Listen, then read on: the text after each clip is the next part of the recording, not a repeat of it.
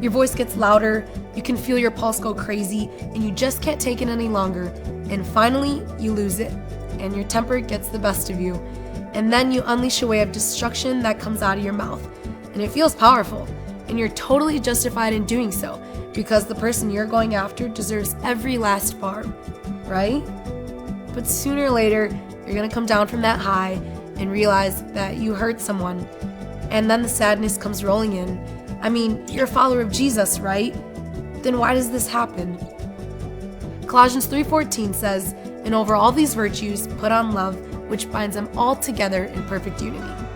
The Apostle Paul wrote these words to challenge believers to get rid of things like rage and anger, and instead take up things like compassion, kindness, and even patience. He encourages us to act out of love and not let our inevitable arguments and differences break our relationships.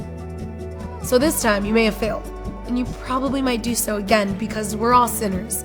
But just remember that the Holy Spirit is in you, and if you cry out to Him, He will be there ready to show you love, patience, kindness, and goodness. And thank God for that.